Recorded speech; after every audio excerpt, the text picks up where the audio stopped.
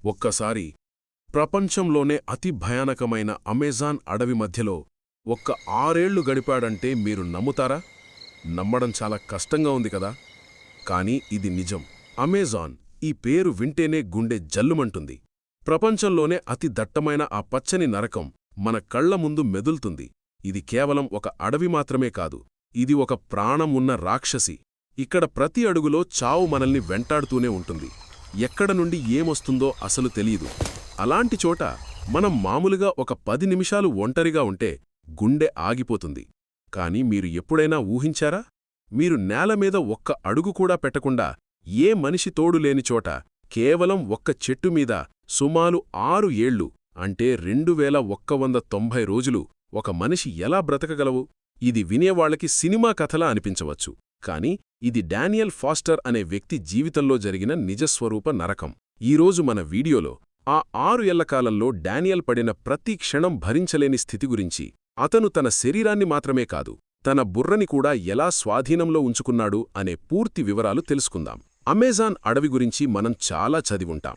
అక్కడ దొరికే విషపూర్యమైన త్రాడుపాములు, మనుషుల్ని తినే పిరాన్హా చేపలు మరియు దట్టమైన కాడుచీకటి. కాని డానియల్ ఎదుర్కొన్న ఆ నరకం వీటన్నిటికీ మించింది. అతను తోడులేని ఒంటరివాడు. అతని దగ్గర తుపాకీ లేదు, తినే తిండి లేదు, కనీసం తాగే మంచినీరు కూడా లేదు. ఉన్నదల్లా ఒక్క పెద్ద చెట్టు మరియు బ్రతకాలనే ఒక గట్టి పట్టుదల. దీనిని చూశాక బ్రతుకు తెరువు అంటే ఏంటో మీకొక కొత్త అర్థం దొరుకుతుంది. ప్రపంచంలో ఎన్నో ఘోరమైన ప్రదేశాలున్నాయి, కాని అమెజాన్ పేరు వింటేనే ఒళ్ళు జల్లుమంటుంది. అక్కడ ఒక రాత్రి ఒంటరిగా గడపడమే చావుతో పోరాటం చేసినట్టు. అలాంటి అడవి మధ్యలో నేలమీద అడుగు పెట్టకుండా 6 ఏళ్లు బ్రతకడం నిజంగా ఒక విస్మయం. ఈ కథ మొదలైనది 1937లో. ఇంగ్లండ్లో ఉన్న డానియల్ ఫాస్టర్ అనే యువకుడికి అడ్వెంచర్ అంటే చాలా పిచ్చి. అతను మామూలు చదువు సంధ్యలున్న వ్యక్తి కాదు, ప్రతి విషయాన్ని చాలా లోతుగా పరిశీలించే వ్యక్తి. కాని అమెజాన్ విషయంలో అతను చేసిన తప్పే అతన్ని 6 ఏళ్లు నరకం చూసేలా చేసింది. డానియల్ తన ప్రాణ స్నేహితులు మార్క్ మరియు ఈథర్ని ఒప్పించి ఆ దట్టమైన అడవి చేరుతాడు. వీళ్లు చేసిన అతిపెద్ద తప్పేంటంటే అమెజాన్ని చాలా సులభంగా, తేలిగా తీసుకున్నారు.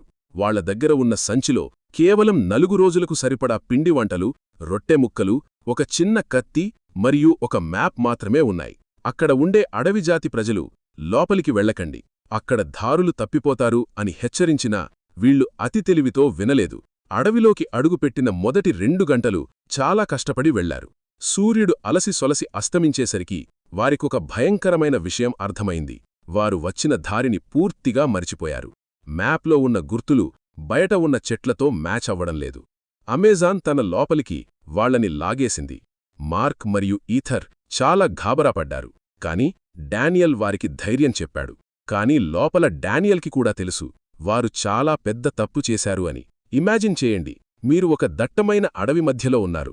మీ దగ్గర ఉన్న తిండి అయిపోయింది, మీ స్నేహితులు ఎక్కడ ఉన్నారో తెలియదు. చుట్టూ నల్లటి చీకటి, ఆ చీకటిలో క్రూర మృగాల అరుపులు. డానియల్కి మొదటి రాత్రి చాలా భయంగా అనిపించింది. అతను ఒక పెద్ద చెట్టుని చూసి పైకెక్కేశాడు. అక్కడే అతను తన జీవితంలో 6 ఏళ్లు గడపాల్సి వస్తుంది అని అతనికి అప్పుడు తెలియదు. ఇప్పుడు మనం డానియల్ ఆ చెట్టు మీద 2190 రోజులు ప్రతిరోజు ఏం చేసేవాడో డిస్కస్ చేద్దాం. బ్రతకాలంటే కూడు కావాలి, కాని చెట్టు మీద ఏం దొరుకుతుంది? డానియల్ చెట్టు తొడళ్ల మధ్య ఉండే పురుగుల్ని పట్టుకుని తినేవాడు. ఆ పురుగుల కాళ్లు అతని గొంతులో చిక్కుకుంటే నీరు లేక అతను ఎంత నరకం చూశాడో ఊహించండి. ఆ పచ్చిమాంసం తినడం వల్ల అతని పొట్టలో చాలాసార్లు కొతినట్టు నొప్పి వచ్చేది. కాని తప్పదు.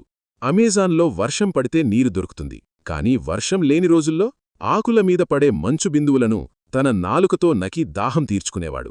ఒక్క చుక్క నీటికోసం గంటలకి గంటలు కూర్చునేవాడు. నిద్రలో కింద పడిపోకుండా ఉండడానికి డానియల్ తన బట్టలను చింపుకుని వాటిని తీగలతో కలిపి తన నడుముకి, చెట్టు కొమ్మలకి గట్టిగా కట్టిపడేసుకునేవాడు. 6 ఏళ్లు అతను నిలబడి నిద్రపోయిన సందర్భాలు కూడా ఉన్నాయి. అతను తన కత్తితో చెట్టు బెరడుమీద గుర్తులు పెట్టేవాడు. టైం తెలుసుకోవడానికి సూర్యుడు మరియు చంద్రుణ్ణి చూసేవాడు. ప్రతిరోజు రాత్రి నేలమీద జంతువుల అరుపులు అరిస్తే డానియల్ గుండె చేటులో పెట్టుకుని కూర్చునేవాడు. జాగ్వార్స్ చెట్టు ఎక్కలేరు అని తెలుసు, కాని పెద్ద పెద్ద రాబందులు పైకి వచ్చి తరిమేవి. డానియల్ తన ప్రాణాలు కాపాడుకోవడానికి వాటితో కూడా పోరాటం చేయాల్సి వచ్చేది. అతను చెట్టుపైన ఉన్న చిన్న చిన్న పక్షులని పట్టుకుని తినేవాడు. వాటిని పచ్చిగా తినలేదు, ఎందుకంటే అక్కడ నిప్పు లేదు. ఆ పచ్చిమాంసం తినడం డానియల్కి చాలా అసహ్యంగా అనిపించేది. కాని బ్రతకాలంటే తప్పదు. అమెజాన్లో వెదర్ చాలా ఫాస్ట్గా మారిపోతుంది. ఒక్క క్షణం ఎండ ఉంటుంది, ఇంకో క్షణం గట్టిగా వర్షం పడుతుంది. డానియల్ శరీరం అంతా తడిగా అయిపోయేది. అతనికి చాలాసార్లు జ్వరం వచ్చేది, కాని అతన్ని కాపాడడానికి మందుమాకులేదు. శరీరం నొప్పి కంటే మనసు నొప్పి చాలా ఎక్కువ. 6 ఏళ్లు ఒక్క మనిషి కూడా మాట్లాడ్డానికి లేకపోతే మనిషి పిచ్చోడైపోతాడు. డానియల్ తన బ్రెయిన్ బ్యాలెన్స్ తప్పకుండా ఉండడానికి తన పేరుని తను గట్టిగా అరిచి గుర్తుచేసుకునేవాడు. నేను డానియల్ ఫాస్టర్, నేను ఇంగ్లండ్ నుండి వచ్చా, నేను బ్రతకాలని.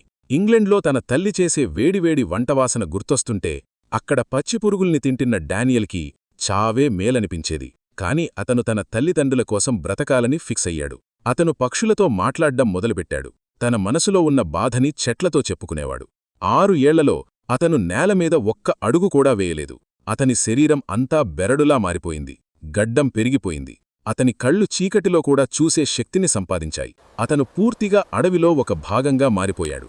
ఇంగ్లండ్లో అతని ఫ్యామిలీ డానియల్ చనిపోయాడని అనుకుంది. కాని డానియల్ మాత్రం ప్రతిరోజూ హెలికాప్టర్ శబ్దం కోసం ఎదురుచూసేవాడు. డానియల్కి తన చైల్డ్హుడ్ మెమరీస్ గుర్తొస్తుంటాయి.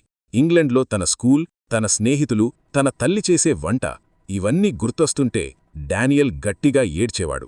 కాని అతని ఏడుపు కూడా అడవిలో ఉన్న జంతువులకి వినిపించకుండా చాలా జాగ్రత్త పడాల్సి వచ్చేది. అతను ప్రతి నిమిషం తన సొంత మనస్తో యుద్ధం చేసేవాడు. అతను తన శరీరం మీద బట్టలు లేకుండా కేవలం చెట్టు ఆకులను చుట్టుకుని తన మానం కాపాడుకునేవాడు. అమెజాన్ చీకటిలో తన శరీరం అంతా తడిగా, జిడ్డుగా మారిపోయినా అతను మాత్రం తన లక్ష్యాన్ని మరిచిపోలేదు. అతను తన కత్తితో చెట్టు మీద ప్రతి గంటకీ ఒక గీత గీసేవాడు. అలా అతను తన కాలం లెక్కపెట్టుకునేవాడు. 1943లో డానియల్ బాడీలో శక్తి పూర్తిగా అయిపోయింది. అతను చనిపోవడానికి రెడీగా ఉన్నప్పుడు హెలికాప్టర్ శబ్దం వినిపించింది. అది ఒక సర్వే హెలికాప్టర్. డానియల్ తన శరీరంలో ఉన్న చివరి శక్తితో తన షర్టు ఊపాడు.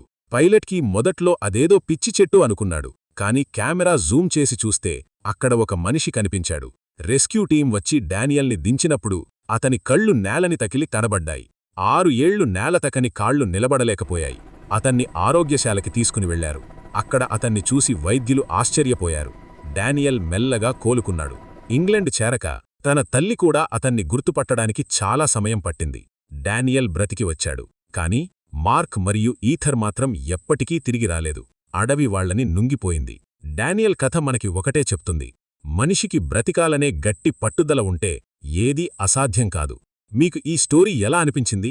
అమెజాన్లోని ఈ భయంకరమైన కథ మీద మీ అభిప్రాయమేంటో కమెంట్ చేయండి. ఇంకా ఇలాంటి మిస్టరీస్, సర్వైవల్ స్టోరీస్ మరియు అమేజింగ్ ఫ్యాక్ట్స్ కోసం మన ఛానల్ని సబ్స్క్రైబ్ చేసుకోండి. బెల్ ఐకాన్ కొట్టడం మర్చిపోకండి. ముందు ఇంకా భయంకరమైన కథలతో మీ ముందుకొస్తాను. సెలవు.